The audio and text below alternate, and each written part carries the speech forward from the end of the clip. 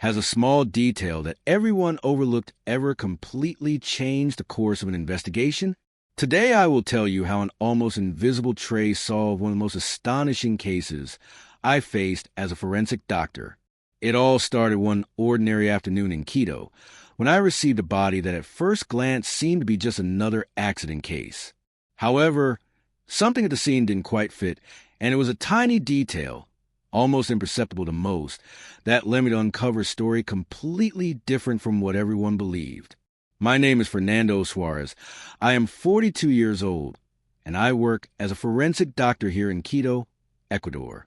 I have seen everything in my career, but this particular case taught me that the truth can be in the least expected places, and that no one can afford to overlook even the smallest clue without thoroughly investigating it. Before we begin, let me know in the comments where you are watching this video from, so I can see how far it has reached. Now, join me as we explore this mystery that changed the way I see my profession forever. I remember that day as if it were yesterday, still with the clarity of the scene that, at first glance, didn't seem to hide anything out of the ordinary. I had arrived at the morgue with notification of a deceased person found in a park in Quito, a middle-aged man, without obvious signs of external violence. I paid special attention to these seemingly normal cases because in forensic medicine we often say that what appears simple always hides a mystery. When I opened the body and began the usual examination, something caught my attention almost by chance. It wasn't the wounds or the immediate cause of death, but in a tiny detail on the clothing, a fine red thread caught in the seat of the pants, so small it almost went unnoticed. At first, I thought it was simply a manufacturing defect or dirt, something anecdotal. But then my professional instinct made me pause. That small strand did not fit with the environment or the reported scene. Something inside me told me this deserved a closer look. I decided to keep that thread and run tests in the laboratory. It wasn't common to spend time on such a tiny detail, but my experience had taught me that every fragment can be a piece of a hidden truth. Meanwhile, I was asked to proceed with the autopsy to determine the immediate causes of death, which initially seemed natural, possibly a heart attack or a cardiovascular accident as indicated by the deceased's medical history. However, as I examined more details on the body, I found another element that reinforced my doubts. Small friction marks on one of the wrists. They weren't deep wounds or cuts, just abrasions that could be mistaken for casual contact, but on a lifeless body, they draw attention. Could there have been a struggle or a scuffle before death? Or were they simply marks from clothing? I couldn't dismiss it so easily. Furthermore, the body showed a strange combination of signs that didn't entirely fit a typical heart attack. The skin color, muscle rigidity, and certain fluids found in the lungs gave contradictory indications. My intuition made me request more precise toxicological analyses, suspecting some substance whose presence had not initially been detected. While waiting for the results, I decided to re-examine the belongings found with the body and request details from the police present at the scene. This was crucial. The victim, a man with an apparently quiet life, had not communicated any serious health problems or threats to his family or acquaintances.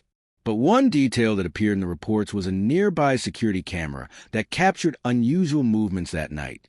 Two people approached the place shortly before the body was found, and one of them seemed to be holding something small, similar in size and shape to that red thread, with the televised information and files. I didn't have access to the full quality of the images. I asked for help to enhance the resolution, and although it was a slow process, I managed to distinguish that the other person was carrying keys with a red pendant. Everything was fitting together little by little, like a puzzle that seemed simple on the outside but hid layers of centuries. When the toxicological analyses finally arrived, the surprise was even greater. There were no traces of common drugs or known substances that could explain the immediate death, but there was an uncommon compound, almost forgotten today, a natural alkaloid extracted from a dry plant, difficult to detect and effective in microscopic doses. The most intriguing part was that this substance was not present in the body or blood, but was concentrated in the red thread I had kept from the pants. This discovery led me to consult with experts in botany and international forensic chemistry to understand that connection. Gradually, that strand became the key to understanding the chain of events surrounding the man's death. Then, The case started to shift from what seemed like a natural death to something much more elaborate. Someone had used an unorthodox but effective method to eliminate the victim without leaving visible violent marks. The red thread was the microscopic carrier of a poison that acted slowly, and the person responsible for leaving that tiny, almost imperceptible trace had also made the mistake of not thoroughly cleaning the scene or the clothing. I wanted to share this with my colleagues because cases like this are a challenge, and routine often tends to ruin the fresh perspective on what seems obvious. But the evidence was there. If I had ignored that small red thread, if the autopsy had been done out of routine without a detailed look, the truth would have remained buried as so often happens. It is in those details where forensic medical science finds its deepest reason for being. With this knowledge, I call the agents in charge of the investigation to delve deeper into the circles surrounding the victim. We discovered that the man had subtle enemies, individuals who had opted for silent methods to eliminate immediate threats without causing evident chaos. The red strand, so tiny, was practically the connecting thread of a hidden network of interests and secrets. One wrong step from any of the parties, and the entire rotten structure will begin to crumble. As the case progressed and new evidence emerged, I couldn't stop thinking about how fleeting life can be and how important it is to maintain patience and attention to detail. In forensic medicine, every body holds a story, and in this one, that small, almost unnoticed trace became the truth no one else could see. That is a lesson I want to make clearest here. In our profession and in life, what seems irrelevant can be the key that changes everything. Even today, I am surprised when I remember that case, not just because of the science behind it, but because it taught me the virtue of observation and the humility to accept that small things can be huge. I firmly believe that no detail is insignificant, and that in our work, every story deserves full dedication so that justice can take its rightful place. Because sometimes, a red thread is a bridge between the darkness of oblivion and the light of truth. As I progressed in the investigation, the presence of that red thread became an unavoidable obsession. No matter how much I tried to separate my role as a forensic doctor from police or detective work, that strand pulled me in, demanding that I follow it to the end, as if it were the only reliable truth in a chaos of shadows and half-lights. It was then that I began to talk with the agents in charge of the case, not only to facilitate the exchange of information, but to understand the web surrounding the victim. They spoke to me of past fights, and scrupulous business dealings and rivalries that had not ended, but there was nothing concrete until that thread appeared and changed the direction of everything. I remember that during one of those meetings, while showing them the digital microscope where we had enlarged the strand, the sergeant's expression changed. It wasn't just a red material, but the feeling that someone had made an unforgivable mistake for anyone wanting to erase traces effectively. They told me that in the neighborhood where the body had been found, a rumor started circulating. A strange man, wearing a red jacket almost identical in shade of thread, had been lurking around those days before the death. The coincidence was too great to ignore.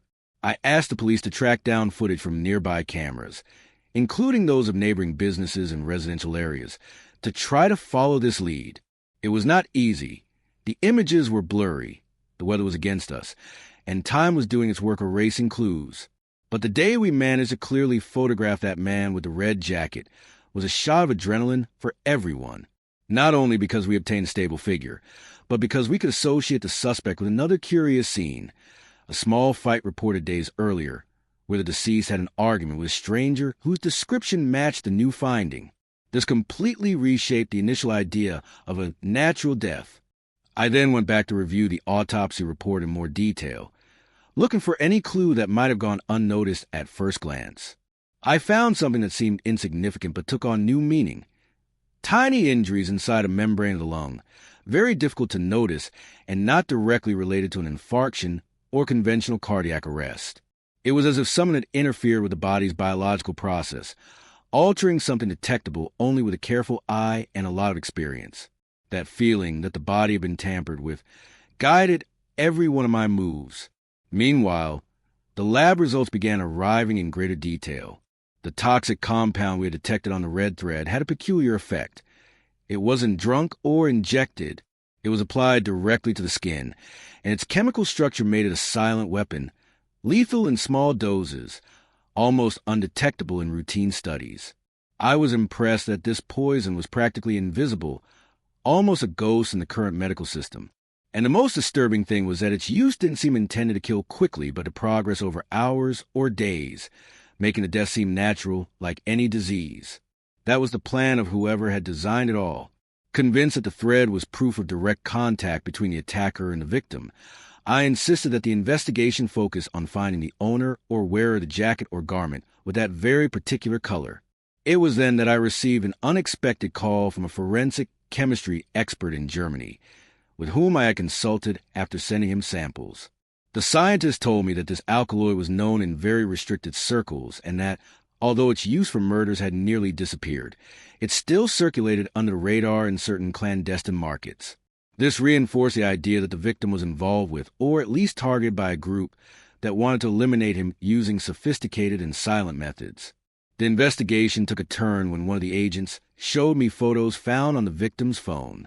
There, in his gallery, were blurry images of meetings, unknown faces, and again that red color, on clothing worn by people who seemed to argue or debate with convincing gestures in dark, low-traffic places. The tension rose, and I felt everything we thought we knew about that man collapsing. He wasn't just an ordinary citizen with health problems, but someone who, directly or indirectly, was connected to deeper and more dangerous affairs. The red thread was not only a physical clue, but a perfect metaphor, a symbol of the invisible bond that guided us toward the hidden truth. By carefully reviewing the recordings and working with digital imaging specialists who improved the resolution, we were able to identify one of the faces. He was known in the local underworld, someone with a record of various crimes and prior suspicions of involvement with smuggling networks. This fit perfectly with the idea that the murder was more than an impulsive act. It was a message, a warning marked with a red thread to those paying attention. At that moment, I was certain that behind the peaceful scene in the park hid a far more dangerous network that had used a natural poison to leave a corpse without a single visible blow, but with a message that only science and observation could decipher.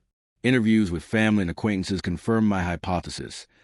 No one knew of concrete threats, but they did perceive that the victim had changed in recent months, showing fear or worry. Some even mentioned strange encounters, suspicious calls, and a growing sense of being watched.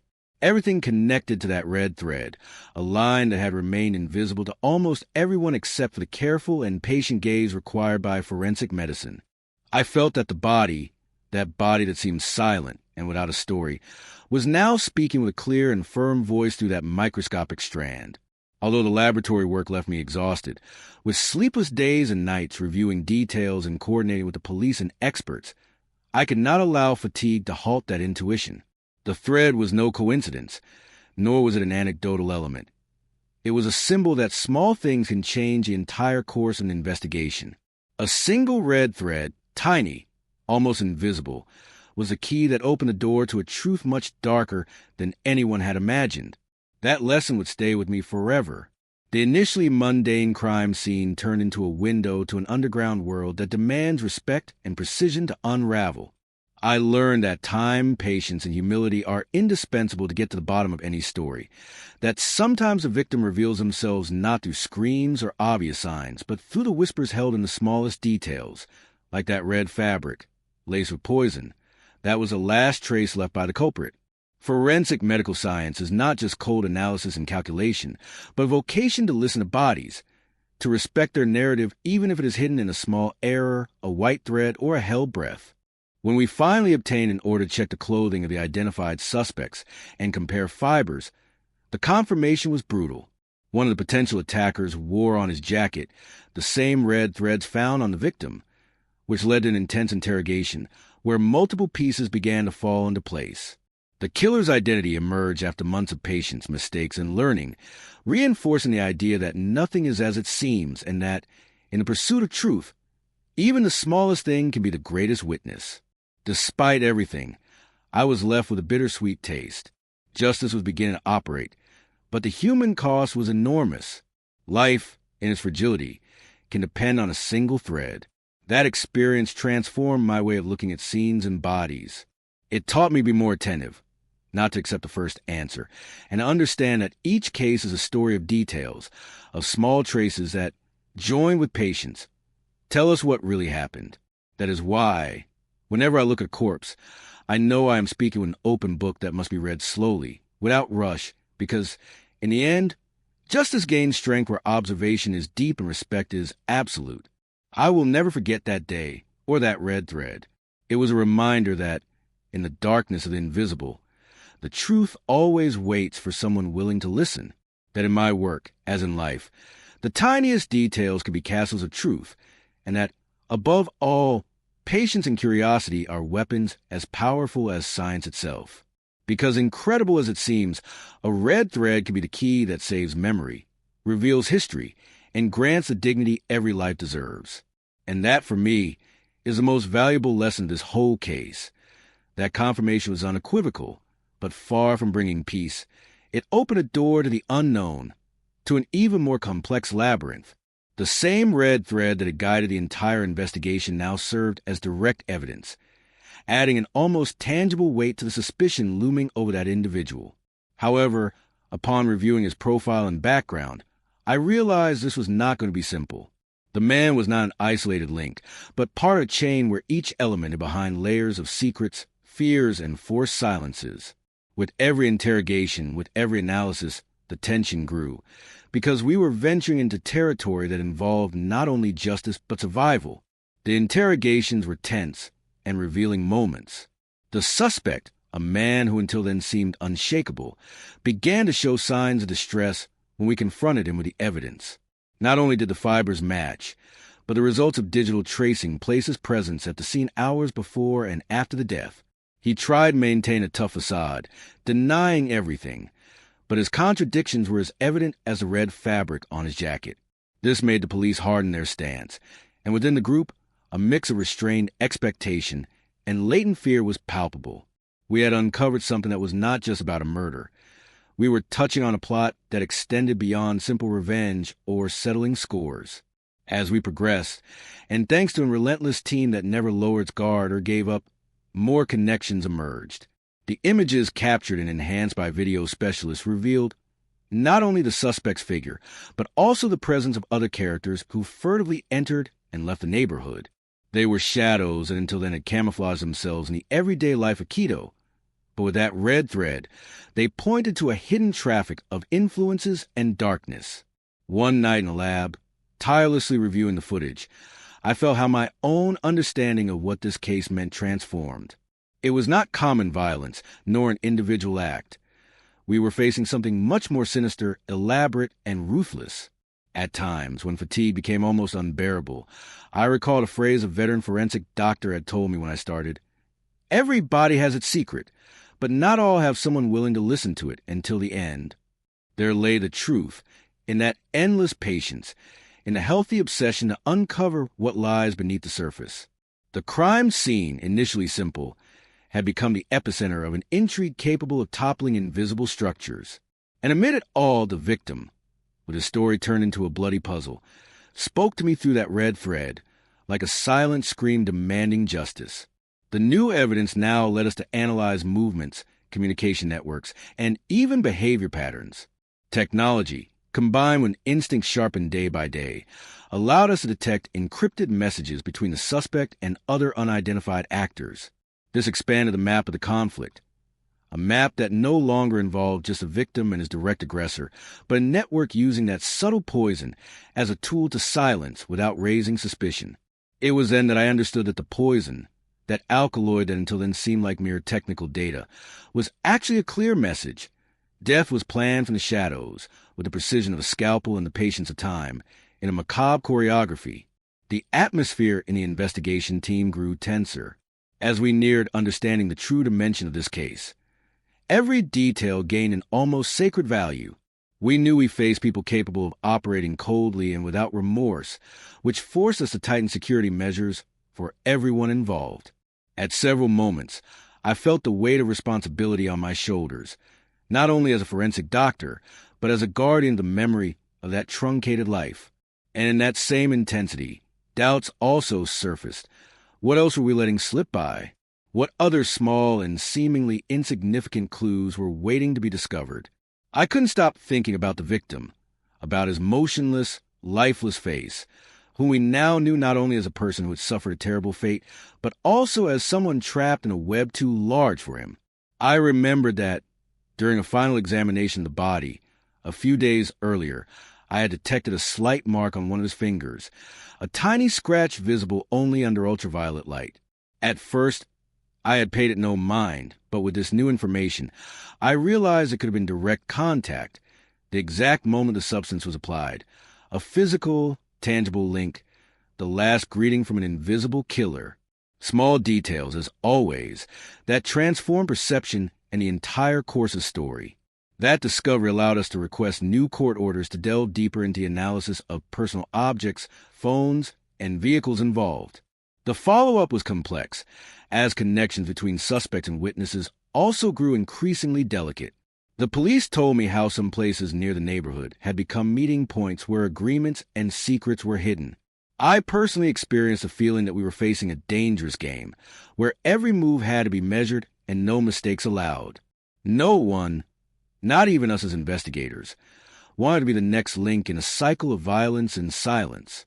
With every advance, contradictions and tensions also grew. Some testimonies wavered between cooperation and fear. I tried to keep the team's morale high, aware that to get to the bottom, we needed balance and focus. I recall moments when Dawn found us, again and again, reviewing samples in the lab, matching fibers, and analyzing results, while outside the city slept, oblivious to what we were uncovering.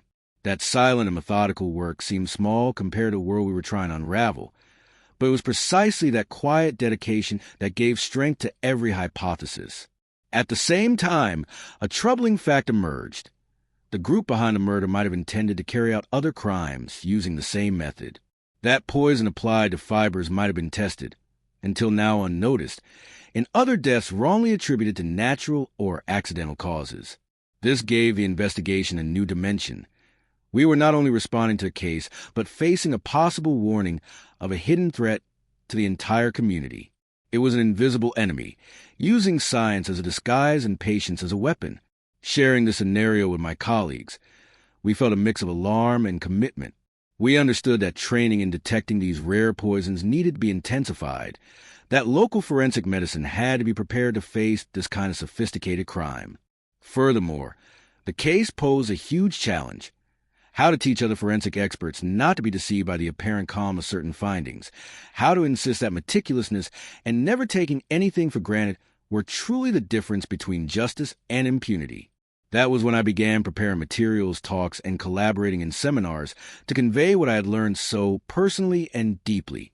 As we advanced in the judicial investigation and the possible sentencing of those involved approached, I became aware of the human value behind every piece of data. This case reaffirmed to me that every victim deserves not only an explanation, but a full recognition of their story, their fears, and struggles even in their final moments. I felt that despite all efforts, no court could bring life back, but could complete the narrative with the truth, and that truth bore the indelible mark of the red thread.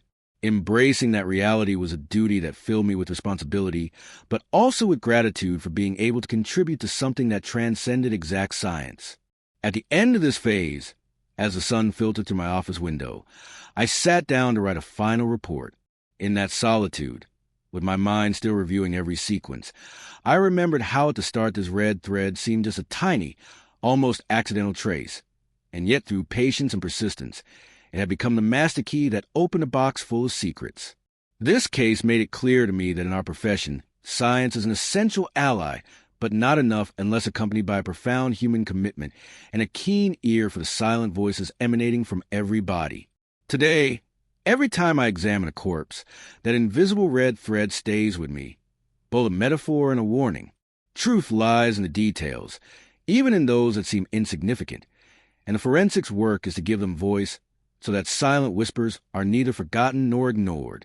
In my long nights and sleepless hours, when I start a new autopsy, I think of that case and how a thread, the temptation of question, can transform an entire life, a story, a justice. Because, in the end, we never know which small detail will be the thread that unties a dark knot, the very thread that can save memory and honor the dignity every life deserves. This reflection stayed with me long after proceedings closed, accompanying me in every new case, and reminded me that beyond rigor and science, being a forensic expert is, above all, an act of deep listening. Thus, amid exhausted days and restless nights, I understood that it is in the patient search behind those tiny details where, perhaps, lies the secret to finding justice. A red thread, invisible to many but vital to those who dare to look closely, can change everything and save the echo of a life that must never be silenced. Days passed, and each new finding seemed to raise more questions than answers. At times, the investigation felt like trying to assemble a puzzle in which the pieces fit together in unexpected ways, and sometimes didn't fit at all. I clearly remember the night when, reviewing the biological samples under the microscope again, I noticed something that had been overlooked until then. An unusual combination of chemical traces on the victim's skin, almost imperceptible, but which changed the focus on how the poison had been administered. It was not a direct and brutal contact, but rather a subtle and careful application, an act that required knowledge and precision. This led us to rethink the initial hypothesis, because we were not dealing with a common murderer. We were facing someone with a level of expertise beyond what any settling of scores could require. This turn shook the entire team. We began to suspect that besides a direct link to the main suspect, there could be an accomplice or perhaps support network behind the scenes, a web that had used anonymity and discretion as shields.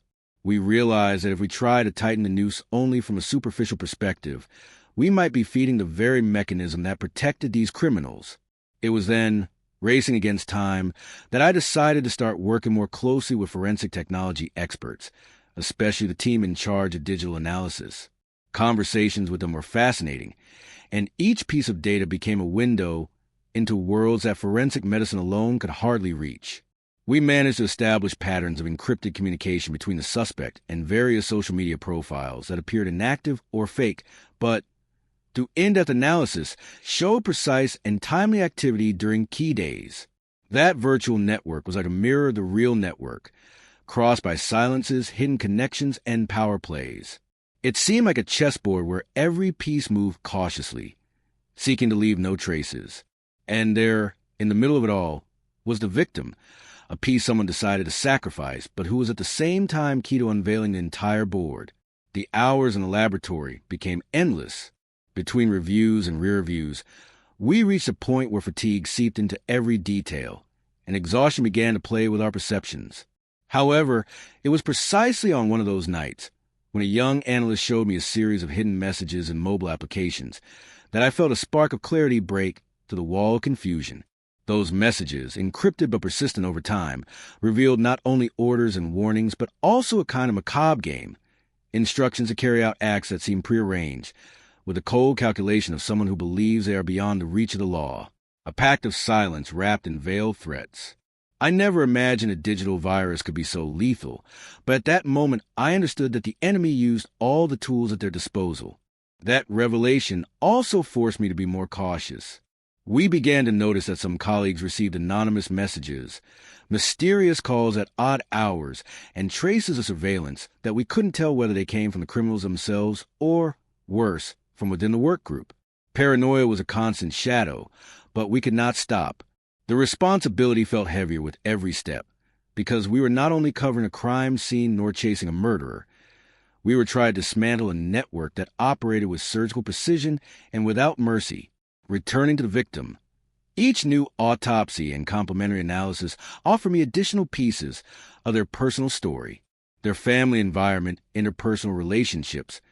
Even daily movements were dissected with the respect deserved by someone who no longer had a voice to defend themselves.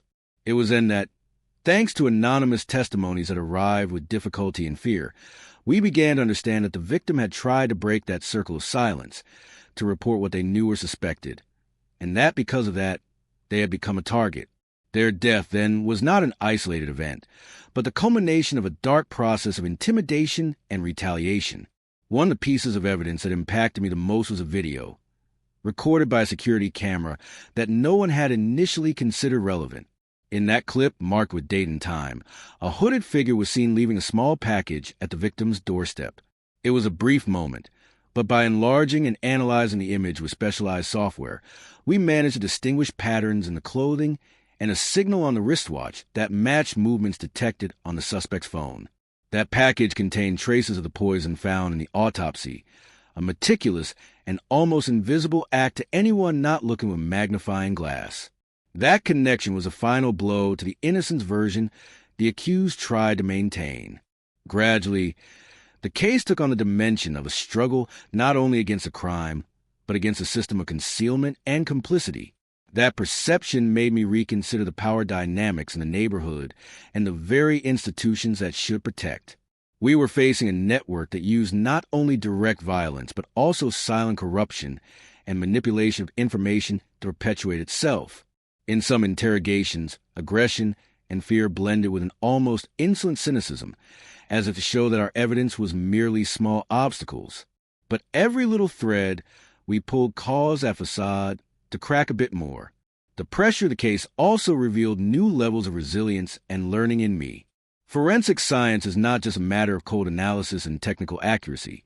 It is, above all, an exercise in empathy, patience, and moral strength. Understanding the story behind the body, listening to the whispers that evidence sends out, interpreting tiny and seemingly isolated signs. These are skills honed with every experience and define the true scope of our mission. That red thread that struck me so much at the start of the investigation came to symbolize something much deeper. The need not to give up in the face of apparent complexity or the darkness of a case, because where others see insignificance, we can find the key that opens the truth. As we approached the end of the investigation, the pieces began to align into a dramatic and almost ironic picture. Truth made its way with a slowness that seemed unjust, but at the same time ensured that every conclusion had the solidity necessary to withstand the rigor of justice. In the days before the trial, I could not avoid the feeling that this red thread, invisible to many, was also a constant reminder of the responsibility I bore. It was the symbol of the victim's voice, of their silent struggle that we now had the opportunity and duty to make heard. But even when it seemed everything would become clear, the case taught me that absolute certainties are a rarity in our profession. There are always questions without answers, fragmented echoes of a story that time and circumstances dilute. To this day, I wonder how many other red threads, invisible and tiny, are hidden in cases that go unnoticed, waiting for someone with attentive eyes to choose to follow their trail. Every body, every scene, holds a story that only reveals itself to those who choose to see not only with science, but with the humanity that true justice demands. That investigation, which began with a trace no one noticed, ended up being a vital lesson about tenacity, commitment, and the humility of the forensic profession. The story does not always end with a definitive closure. Sometimes, the greatest victory is to ensure that a truth, however small, ceases to be invisible. When closing the files and accompanying the family through the judicial process, I understood that the value of our work lies not only in clarifying facts, but in dignifying lives, in treasuring memories that deserve respect and recognition, and in sustaining the hope that, although the path is long and complicated, justice can find its way through the details where it is least expected. And so I continue, day after day, with the conviction that the red threads are there, waiting to be uncovered by those with the patience, sensitivity, and courage to face them.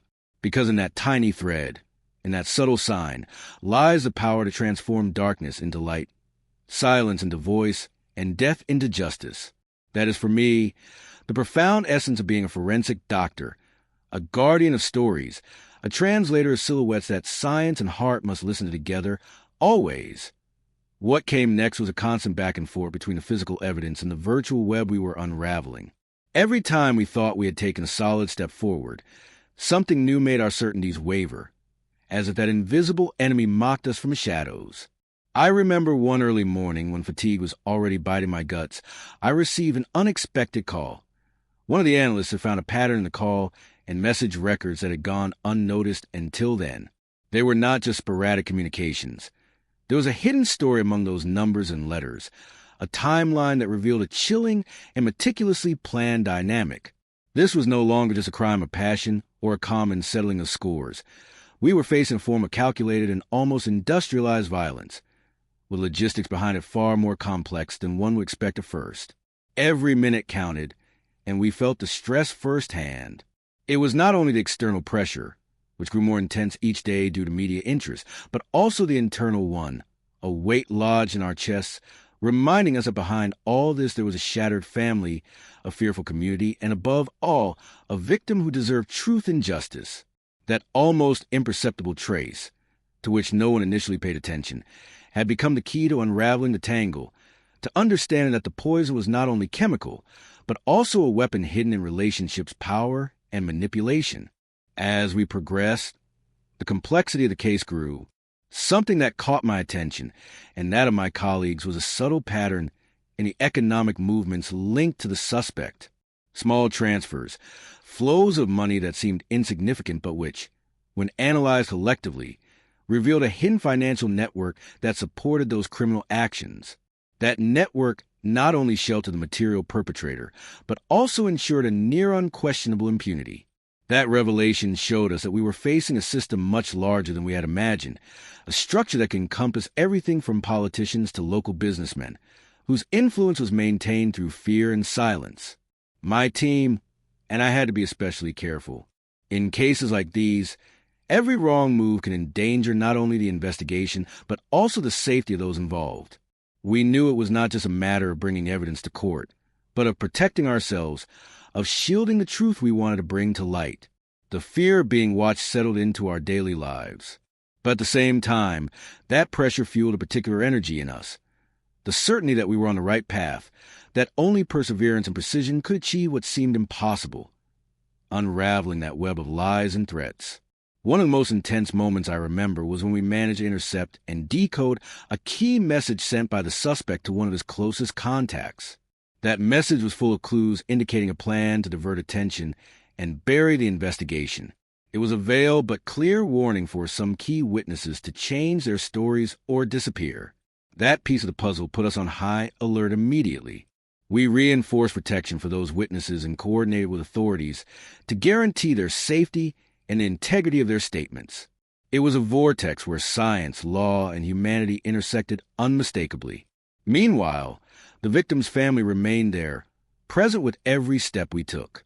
Their eyes, full of sadness but also unstoppable strength, were a constant reminder of why we did what we did. In several conversations with them, I realized that beyond seeking justice, what they needed most was dignity, that their loved one be recognized not as a number or a file, but as someone with a story, a truncated present, a stolen future. That reflection accompanied me in every analysis, every meeting, every new hypothesis we put to the test. The exhaustion was not only physical, but also emotional. There were nights when doubts relentlessly haunted me. What if we were wrong? What if that trace was a false lead? What if, despite all the effort, the truth remained buried, denying us the chance to close that chapter? But it was precisely that uncertainty that pushed me not to lower my guard, to inspect every detail with the meticulousness our work demands. Because in forensic science, the small is giant, and the invisible can carry the heaviest weight in the world. And if that were not enough, the case began to transcend professional boundaries. Anonymous messages, strange calls, even surveillance on some of us, were constant reminders that we were facing something far more dangerous than an ordinary crime. This generated internal tensions, mistrust, and more than one sleepless night. But it also strengthened the team because we understood that unity and commitment to the truth were our best weapons against the threats surrounding us. One early morning, while reviewing a multimedia file recovered from one of the suspect's devices, we found an audio recording that chilled us to the bone. In it, voices planned actions we had only suspected. Intimidation, bribes, even a direct threat to victims' family if they continued sharing information with the authorities. That audio confirmed what we already suspected. That death was far from an isolated incident. It was part of a much more elaborate criminal system, operating from the shadows, and willing to do whatever it took to silence those who dared to challenge it. The risk that justice would not reach this truth was real, but we also knew that our only option was to keep going. Every day, every hour we dedicated to this case, we strove to be more than forensic doctors. We were guardians of memory and dignity, shields against impunity. It was then that I understood that in this profession, Courage is not measured only in results, but in the tenacity to look into those dark corners where no one wants to look, and in the strength to tell the truth even when it hurts, even if we fear the consequences. Especially moving was a moment when, thanks to a protected witness who finally decided to break free from fear, we were able to directly link another player to that criminal network. He was not a mere accomplice. He had access to resources and formidable influence, which explained the apparent invisibility of the whole process. That testimony was like a breath of fresh air, a respite in the midst of the storm. But it was also a painful reminder of how much remained to be done to dismantle those structures that quietly continue to menace our society. Emotions mixed day by day, from the satisfaction of a decisive breakthrough to the burden of understanding the magnitude of so much damage caused. I realized that science, no matter how advanced, meets its limits when facing the abyss of corruption and fear ingrained in society. However, that same abyss also offered us the opportunity to open a breach, a crack through which the light of truth could filter, patiently accumulated in every line of code, every particle of evidence, every testimony we gather with respect and care. In those endless weeks, I learned a lesson not found in books or anatomy or chemistry manuals. Justice is not just a matter for police, judges, or courts. It is a collective effort where science, courage, and ethics converge to give a voice to those who were silenced. And that voice, although sometimes it may seem weak or fragmented, holds immense power. That small initial trace that no one noticed was, ultimately, the spark that ignited the tireless search, the key to opening the door to that truth that seemed determined to hide. But the most unsettling and at the same time fascinating thing is that while we close this chapter, other similar cases began to emerge, along with the certainty that this kind of invisible violence is far from an isolated phenomenon. That is why I will never stop paying attention to those minimal and seemingly irrelevant details. Because in those hairs, in those microscopic traces, in those subtle digital signals, lies the possibility of redeeming many stories clamoring to be told. In the end, when all the documents began to consolidate and the investigation was ready to be handed over to justice, I sat alone in the lab room, surrounded by the constant echo of silence. I thought of the victim, their family, the team, our country, and the infinite smallness of what we are compared to the vastness of the truth. But I also felt with renewed strength that we were doing the right thing, that there was hope, and that within us, the forensic doctors, beats the deep conviction that no thread, however small it may seem, should go undiscovered because in them lies the purest essence of justice. And so, with the weight of responsibility and the satisfaction of a duty fulfilled, I closed the file on that case that began with a trace no one noticed, knowing that in that decision lies the possibility of transforming not only a death into justice, but also protecting the living so that no other story remains silent. Because the true challenge does not end with a trial or a sentence, but with a conviction to keep looking, searching, and listening always, even in the darkest and most forgotten corners. That is where the true light and dignity reside, the dignity deserved by all who cross my path in this life dedicated to unraveling mysteries from death, with the sole purpose of giving them life again through truth. From that moment on, each new day brought not only more evidence, but also a heavier burden. The pieces began to fit together, but the puzzle revealed an even darker image than we had initially imagined.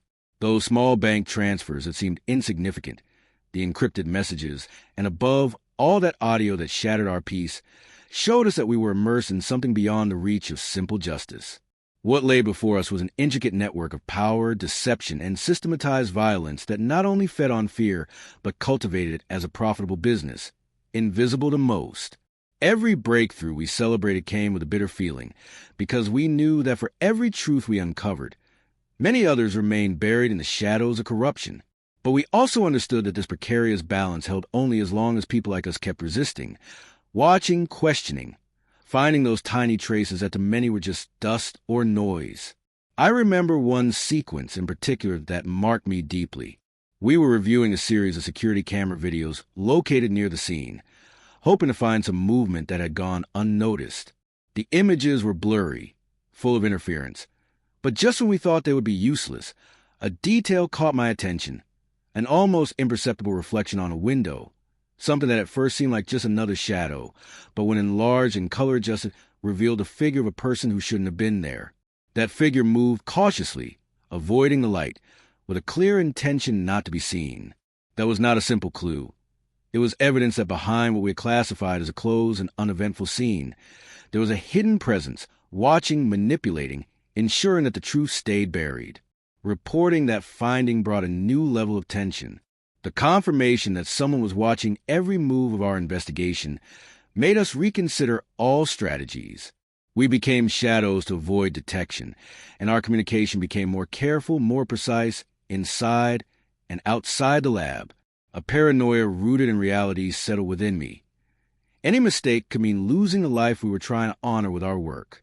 In the midst of this whirlwind, one of the youngest colleagues on the team, Anna, made an unexpected discovery in the seized biological samples. While analyzing a particular type of residue, she noticed it contained traces of a rare chemical compound, one typically used in specific industrial processes and not found under common circumstances. Moreover, this substance left a molecular mark that could remain on the skin or clothing for several days after contact.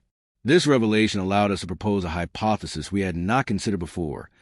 We were not facing an isolated act, but possibly a type of violence involving industrial elements used to inflict harm while simultaneously eliminating or manipulating evidence. This changed everything because new paths opened to understand how the victim had been subjected and how attempts were made to erase the trail so that nobody would find the truth. It was a direct blow to my perception of justice in our environment. The sophistication of the method and the precision with which that death had been executed revealed how far the hand of organized crime could reach when mixed with impunity and complicity. It was not just a case. It was a warning. While processing that information, we received an encrypted message through protected channels, a veiled invitation to back off, to stop digging, because what we were uncovering was dangerous. It was one of those moments when you feel reality tighten your chest. Many of us ignored the threat, but we recognized that every step had to be calculated with intelligence. We could not afford to act on impulse. Innocent lives, including our own, might be at stake.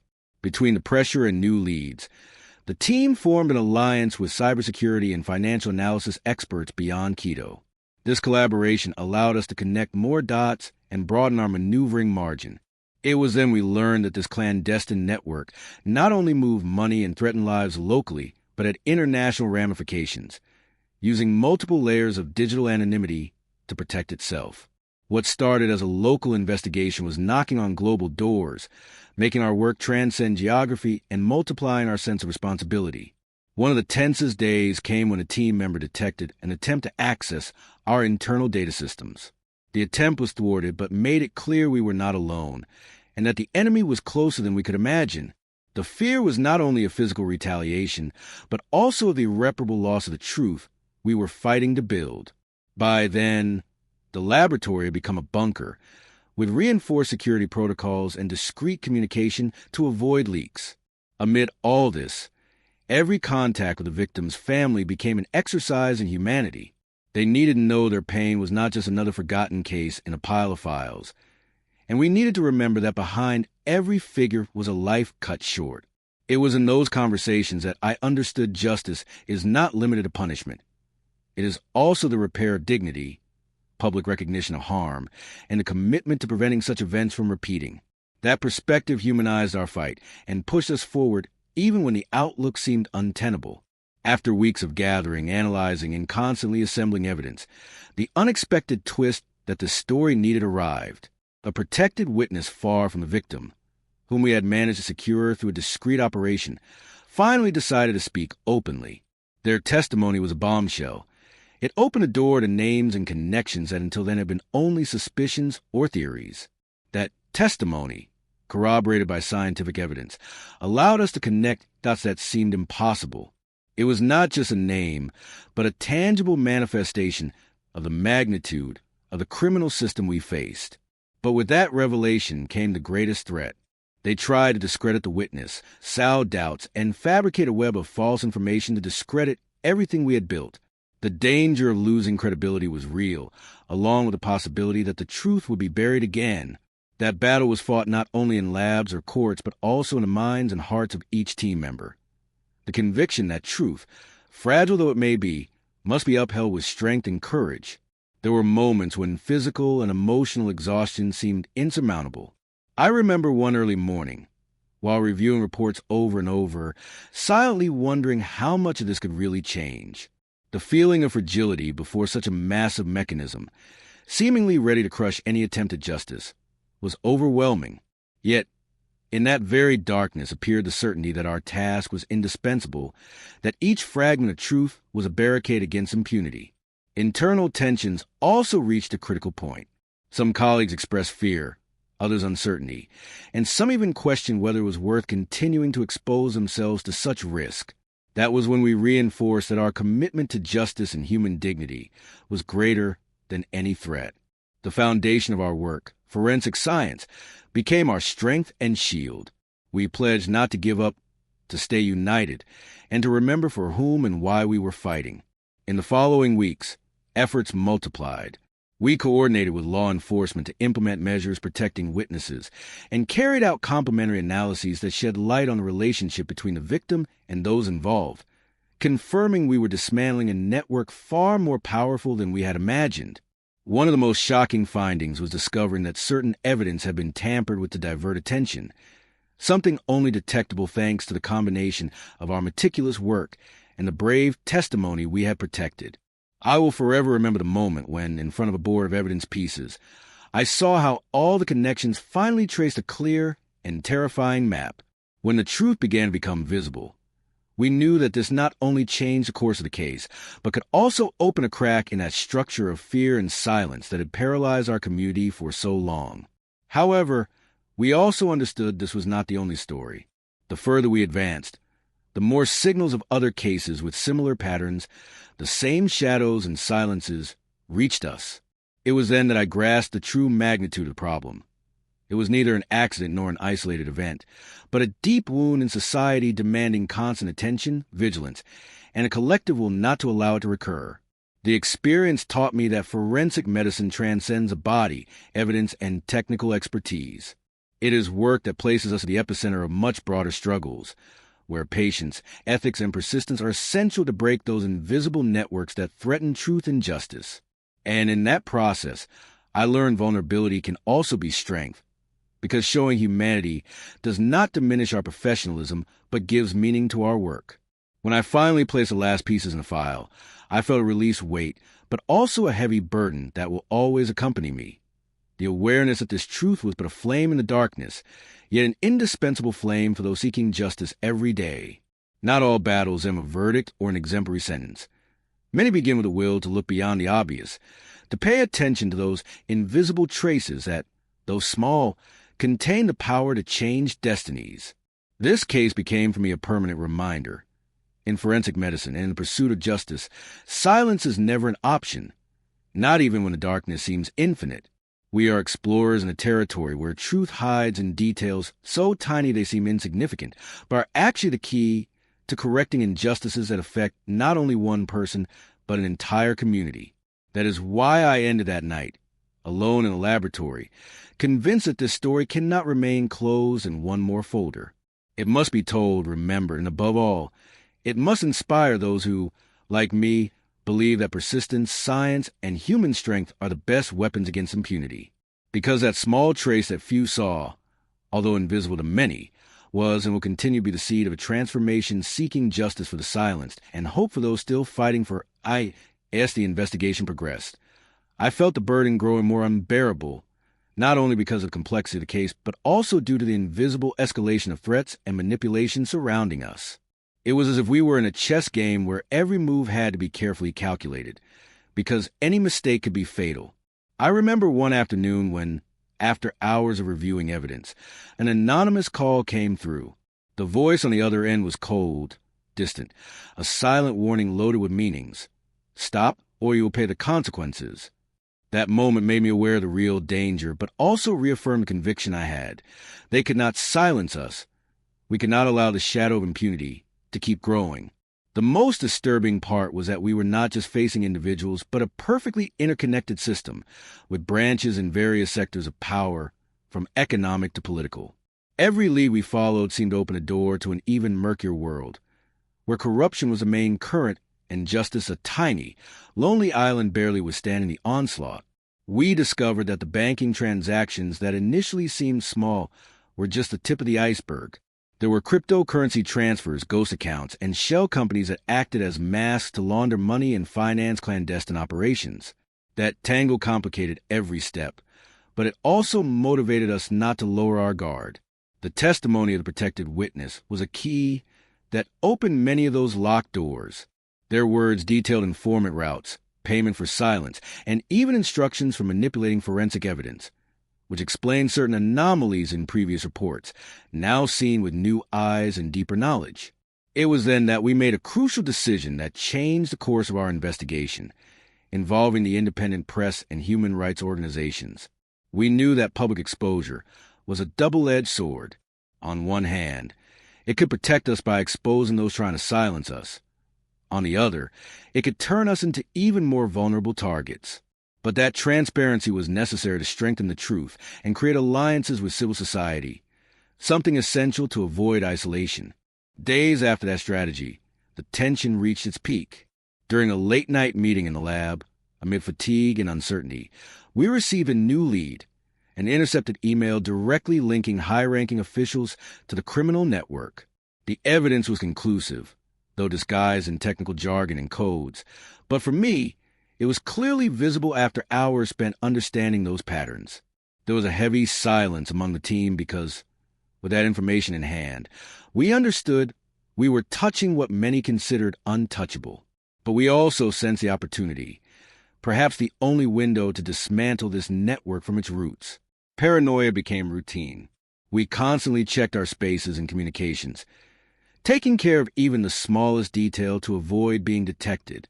There came a moment when I felt the laboratory walls closing in, as if they had taken on the weight of everything. But I also felt we were confronting something big, something that broke the idea of an isolated case and placed us as protagonists in a much deeper struggle. The breakdown of that information was meticulous, like assembling a web of fine but resilient threads. Every piece of data, every proof had to be cross-checked with more sources and confirmed before moving forward. I cannot forget the night Anna, the young colleague who had identified the rare chemical substance, called me with a mix of astonishment and nerves. She had discovered that the substance was present in a set of evidence from other unsolved cases in different provinces. This meant we were facing a pattern, a modus operandi being systematically replicated. The feeling of finding a link connecting tragedies separated by kilometers hit me deeply. It was as if an invisible network was causing harm to many and had to be unmasked, even if it pushed us to the edge of an abyss. One of the most critical days came accompanied by an unexpected intervention. While analyzing a set of samples, we detected irregularities in the chain of custody of the evidence. Some boxes that should have been sealed showed signs of tampering. It was no coincidence. Someone inside the system was sabotaging the process, trying to divert justice once again. That revelation forced us to modify protocols, strengthen security, and redouble efforts to protect all material vital to the case. The betrayal from within was a deep wound because it questioned not only the integrity of the process, but the commitment of those who should have been allies in this fight. Meanwhile, the international connections with the criminal network began to clear up. We discovered that certain financial transfers were destined for companies in countries where judicial cooperation was complicated or non-existent. This led us to work closely with foreign agencies and money laundering specialists to trace those tortuous paths. It was a slow and exhausting process, full of bureaucracy and legal obstacles, but little by little, it revealed the magnitude and sophistication of the network. It was no longer a case a single team in one country could solve. It was a global battle against an enemy with seemingly infinite resources. I remember an especially intense session with those international experts. While the screen displayed virtual maps marking transactions, locations, and communication patterns, I felt the vertigo of facing a system designed to be impenetrable. But I also felt a spark of hope when we saw that despite the complexity, the evidence was irrefutable and within reach. The key was to keep it intact and presented at the right moment so it could not be discarded or ignored. Meanwhile, contact with the victim's family remained an anchor amid the storm. They shared their memories, their pain, and their hope. In a meeting with them, one of the daughters asked me with a trembling voice, "Doctor, Do you think this will ever end? That we will know the complete truth? That question pierced me deeply and reminded me why I could not stray even an inch from the path. It was not just a professional matter. It was a human commitment, a promise that every death, every injustice deserved to be addressed with all possible dignity and respect. It was a reality check that gave me strength to continue. The media battle also gained relevance, as attempts to discredit the protected witness did not cease. Manipulated media spread rumors, sowing doubt about the testimony's truthfulness and the rigor of our scientific work. It was a strategy aimed at fracturing our credibility and thus protecting those behind the network. Evidently, that increased the daily pressure, but it also united us even more in the conviction that science and ethics were our best weapons. We decided to communicate progress transparently, involve independent experts to validate every finding, and remain firm against misinformation campaigns. In parallel, the internal tension in the team reached levels that required honest conversations about fear, uncertainty, and commitment. It was not easy to maintain emotional balance when the line between private and work life blurred. There were times I felt fatigue threatened to overcome us. Sleepless nights, difficult discussions, and the constant feeling of always being watched. Yet, it was those very moments that strengthened our union. We understood that the struggle was not just against visible enemies, but against the despair that could corrode us from within. During one of those long days, I spoke privately with Anna. Her passion and dedication were a beacon for everyone. But I also noticed the weight of responsibility in her eyes. I told her something I will never forget. Anna, every finding of ours, no matter how small it seems, is a victory against darkness. Sometimes science is slow and silent, but its impact is eternal. She nodded, and I felt that in that instant we reconnected with the essentials, with the force that had moved us from the start. As we pieced each element together, the network became more visible and vulnerable. It was not just a set of crimes, but a weave with political, economic, and social ramifications. As we mapped it, we realized that beyond the direct victims, there was an entire community subjected to fear and indifference. It was a discovery that marked me because it showed that our work had a broader purpose, not only to rescue justice for a particular case, but to open windows so that community could look and speak, so silence would be broken by voices longing to be heard. One night, with the desk full of papers and screens, one last surprise came to our hands. An encrypted document hidden in an apparently innocuous file contained a key to identifying several key members of the network, people who believed themselves invisible and untouchable. Excitement and adrenaline swept through the lab. We knew that revelation could change everything's course, but also made us aware that resistance would increase in equal measure. However, there was no turning back. It was time to continue, with the same patience and firmness that had brought us this far. Thus, amid threats, certainties, and new insights, I understood that our work was much more than scientific analyses or technical reports. It was about keeping the flame of justice alive in a world, trying to extinguish it with the shadow of fear. And, above all, it was about honoring those who have been silenced by echoing those small details, those invisible traces that to many seem like dust, but were actually seeds of hope. That is why, as I closed the file that afternoon, with a tiredness that weighed on my body but not on my spirit, I felt that although the road was long and dangerous, our story, the story we were building, was necessary. A story that had to be told, yes, but also lived by those who believe that persistence, science, and humanity can be the beacon to illuminate the darkest corners of injustice. And so, every small trace found, every revealed proof, every voice raised was another step toward the truth and a real possibility of change that benefits not only a victim, but an entire community that deserves to be heard, respected, and protected. The atmosphere in the laboratory became almost palpable, filled with a tension we couldn't stop feeling, like a constant echo of what was at stake. That encrypted document revealed not only names, but deep and surprising connections that completely transformed our perspective. We had gone from imagining a dark, fragmented network to facing a solid structure, almost impossible to dismantle. And yet, there was a clear path to do so. Everything depended on the precision with which we handled that information, because we knew that a single misstep could sink months, even years, of meticulous work. In the following hours, we reviewed every line of code, every security protocol protecting that data, making sure to leave no traces on the network and to communicate our findings only to those truly committed to the truth. At that moment, I felt a mixture of adrenaline and fear, a cocktail that would accompany me through many nights to come. However, it was also a mixture charged with hope, a hope born from the certainty that the shadows, no matter how dense, were not impossible to penetrate. I remember that early morning, when the team dispersed the rest a bit. I stayed a little longer, with the screen illuminating my tired face, mentally reviewing the names and the map we were beginning to weave. Something inside me knew we were on the threshold of a decisive moment. It was a silent understanding, a current running through the body linked to the deep knowledge of what it meant to face demons, not only individual but structural. The feeling of being small links in a long chain did not paralyze us, but propelled us forward with firm steps. The following days brought an unexpected escalation. The pressure on our team intensified, alarmingly. Anonymous calls continued, but now strange vehicles also appeared loitering near our homes. And on a couple occasions, we received unexpected visits from people who did not fully identify themselves, but whose looks spoke volumes. At one point, I felt that the thin line separating professional from personal life began to blur, and that the shadow pursuing us infiltrated even our most intimate moments. That was another battle, one unseen but fought with the same attention and courage as any forensic analysis. One afternoon, while we were repeatedly reviewing numbers and financial routes, Anna burst into the room with a face showing a mixture of fear and determination. She had managed to intercept internal communications, showing the clear intention of the network to infiltrate the police in charge of the case. That confirmation hit the team hard.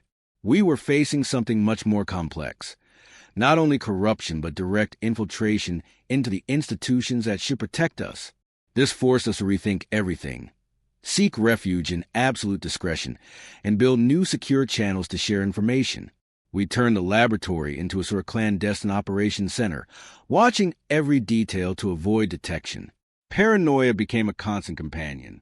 Moments alone became times to assess risks, block communications, and re-encrypt files. But despite that tense atmosphere, the feeling that overtook me was of facing a challenge requiring special courage, the kind born from the conviction that some truths must come to light, no matter the cost. During those weeks, the testimony of protected witness became even more crucial. His courage to reveal names, dates, and places served as a beacon in that darkness. However, his life hung by a thread. Attempts to discredit him multiplied, which forced us not only to protect him, but also to strengthen every detail of our evidence, because we were aware that any shadow cast over the credibility of that testimony could unravel all the work. Science then became our armor, the tangible evidence defending the justice we sought. I clearly remember the night Anna and I worked late, paralyzed by exhaustion, but aware this was the only way. Exploring every intercepted email address, every transfer, every encrypted message was like undoing a complex puzzle. At one point, Antonella, our IT expert, whispered, "This doesn't end here. There are deeper connections extending even to international entities and human trafficking networks that are linked to these same names." It was a harsh blow, but also a new motor that drove us to continue with even greater momentum. These kinds of revelations forced us to think with a much broader perspective. We weren't just investigating a single homicide, nor even a specific corruption network, but the story we were unraveling had implications that could change how the system itself was viewed. We were presented with a chance to break a vicious circle as old as corrupt political power, which often left invisible victims, voiceless bodies, and truths buried beneath layers of silence. We began to coordinate collaboration with the press and human rights organizations even more carefully, establishing protocols to preserve the security of information and those involved, conscious that every word disseminated had to be carefully measured to avoid a crisis beyond our control. It was a complex balance. Communicate to protect, inform without violating, make visible without putting lives at risk. It was a constant juggling act, but also one of profound responsibility. The network being uncovered required a conjunction of all our skills: scientific rigor, meticulous analysis, Anna's intuition in identifying chemical patterns, persistence in the chain of custody that led us to uncover internal manipulation, and Anella's silent work decoding secure systems, and above all, that collective strength forged in adversity that kept the team united against the storm. Despite the wear, I felt that each of us was imbued with a special, almost intangible force, a mix of commitment and dignity that transcended physical and emotional exhaustion. Many times, when fatigue threatened to overcome us, I found myself looking at my colleagues' faces and remembering that we weren't mere employees behind desks. We were guardians of truth, bearers of hope in an environment often designed to snuff it out. That thought was the fuel that revitalized us in the darkest hours. The connection with the victims' families remained an essential anchor. In every meeting, their doubts, their sadness, and sometimes their glimmers of hope reminded us why our science and ethics could not yield to pressure. In one of those meetings, one of the daughters confessed something that deeply touched me. "Doctor, sometimes I feel this breaks us, that justice is so far away it hurts more to accept it. But you're the only light we have, the hope that at least someone is fighting." Those words echoed in my mind repeatedly, like a melody I had to keep alive.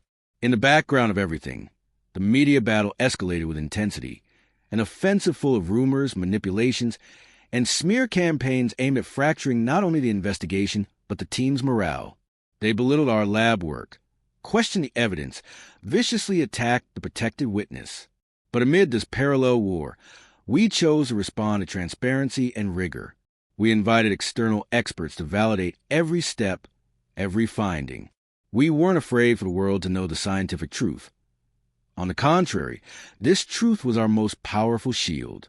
In one of those meetings with independent specialists, reviewing every result in detail, one of them, with a calm and firm voice, told me, "What you are demonstrating here could set a precedent for scientific justice to be relentless against any attempt at manipulation." That phrase gave me renewed hope. It was confirmation that effort, patience, and ethics are never in vain, even when the path is full of obstacles. The relationships within the team grew stronger, but also more human. There were moments when vulnerability surfaced. Silent tears, confessions of fear and exhaustion, questions about how long we could endure without losing our essence. It was necessary to talk about these doubts, about that common fragility, so exhaustion wouldn't end up damaging what we had so carefully built. In those conversations, I found certainty that strength is not about not feeling fear, but about moving forward despite it. It was during an endless early morning that Anna and I found ourselves alone again. Fatigue was evident, but there was a new serenity in her face. I repeated to her what I had said before. Every little trace is a light in the darkness. Science may be slow, yes, but its impact lasts forever. Her eyes shone in the dim light, and at that moment, I knew we were more aligned than ever, ready to face whatever came. As we continued compiling the map of this complex network, the feeling grew that we were reaching new ground. It was not just a web of crimes and corruption, but a system of control and fear penetrating communities, crushing voices and hopes. We discovered that behind every seeming isolated case, there were true stories of collective suffering, and that our reports and analyses could open the door for those voices to stop being mute shadows. I was deeply struck by realizing our investigation could be more than just a file. It could become an act of social justice. And then, in the midst of that marathon day, the encrypted file that arrived turned out to be the piece we needed to complete the puzzle. When we decrypted it with extreme care, documents surfaced linking powerful figures, from public officials to businessmen with dark ties, all shielded by layers of impunity built with precision. I felt overwhelmed by a mixture of emotion and enormous responsibility. We held in our hands a real possibility of dismantling those who seemed untouchable. That moment became a turning point. We knew that what we did with that information would determine the future, not only of that case, but of a much greater struggle. We had to plan its delivery with precision, coordinating with reliable allies, safeguarding every file like an invaluable treasure. We couldn't afford mistakes, because the reaction of those we pointed to would be fierce. At that moment, I understood something fundamental. Our work is not just about seeking evidence or issuing cold reports, but about keeping alive the spark of justice in a world that often tries to extinguish it with fear, violence, and silence. And that spark, fueled by passion, rigor, and human commitment, was what drove us to overcome huge obstacles without abandoning the cause. That is why, when I finally closed the file that afternoon, with my body exhausted but my spirit intact, I knew that although the path was long, uncertain, and dangerous, we were building something indispensable. A story that had to be not only told but lived through persistence, transparency, and humanity. Because every trace found, every voice raised, and every truth revealed was a firm step toward the real possibility of change. A change that would not only repair specific injustice, but would pave the way for an entire community to finally be heard, respected, and protected. And in that recognition, I found the most valuable certainty, that the struggle is worth it, that truth finds its way even to the deepest silences, and that the work of the forensic expert, far from being just technical analysis, is an act of justice and humanity. The atmosphere grew even denser when, during an impromptu meeting in the laboratory, one of the analysts showed us a new finding in the financial data that seemed like a dead end, but was actually a hidden door to the heart of the network. Every figure, every seemingly insignificant transfer followed a pattern that could only be heard if enough attention was paid.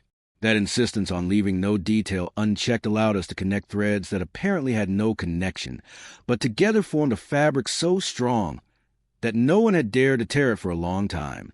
As the plot unfolded, I realized that what seemed like a fragmented system was actually a well-oiled machine cultivated over years, with skilled operators moving key pieces to keep its shine and control beyond the reach of the law.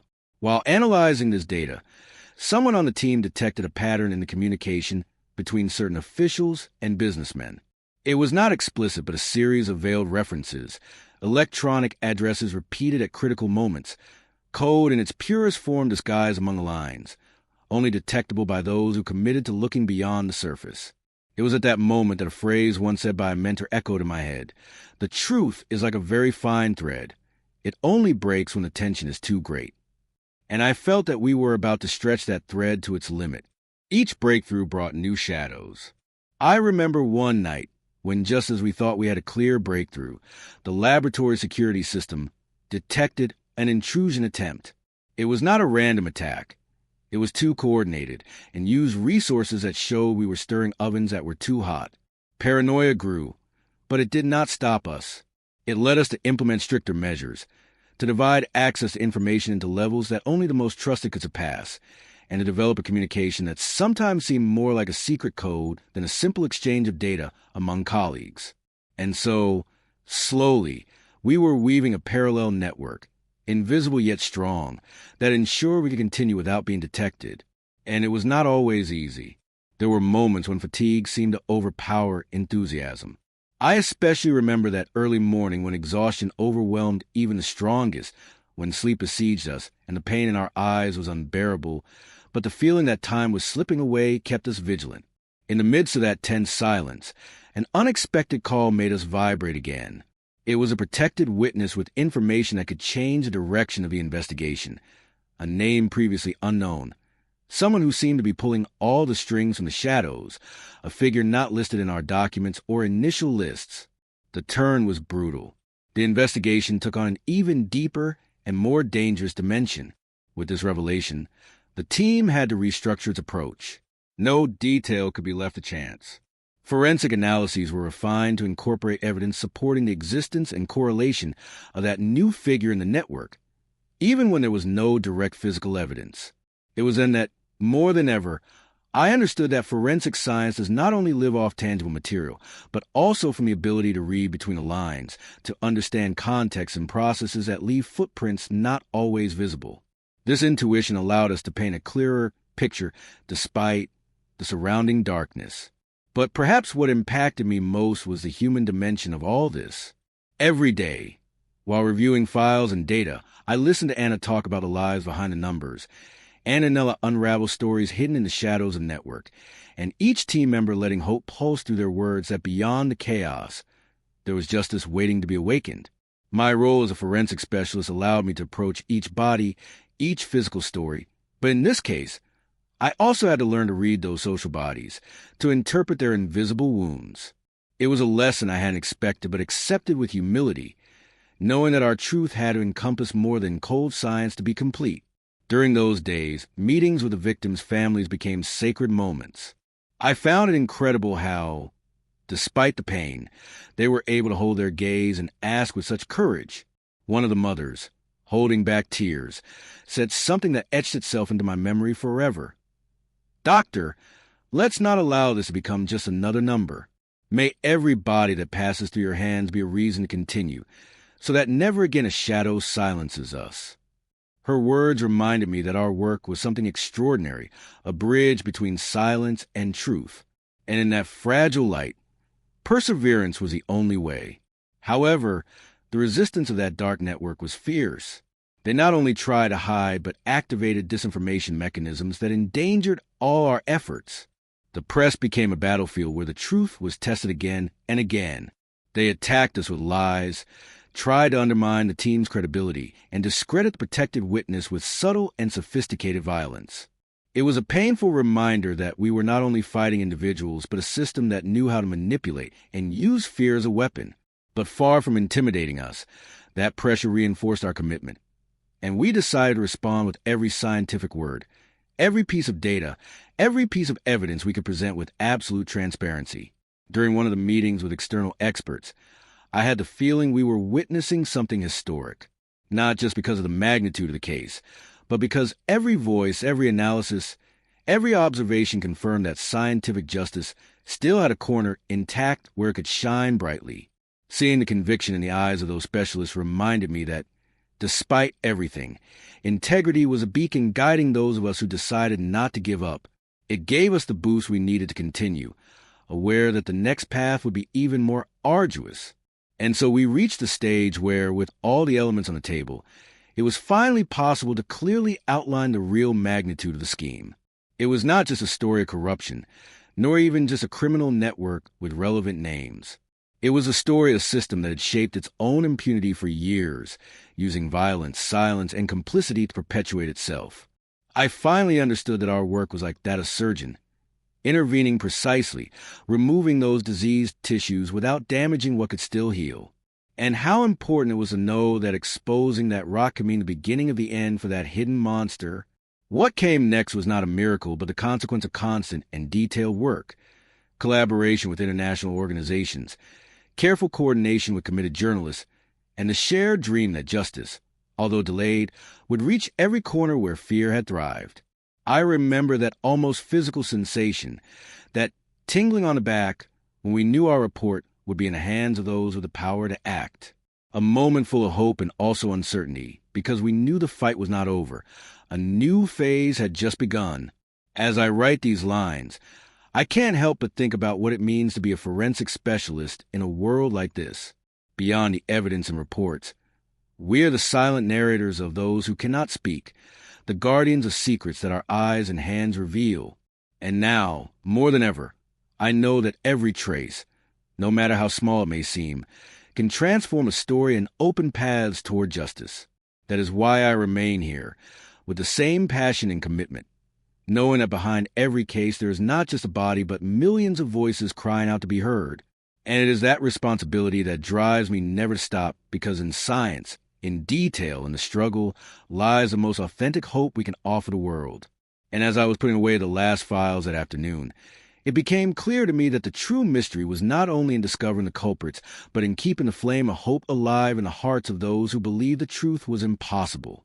That was, without a doubt, the deepest lesson of this entire case. That no trace is too small, no voice too weak, and no act of justice too brave to change the course of history. Because, in the end, even the longest silence can be broken with a single, powerful whisper that becomes a word, and that word can transform the world.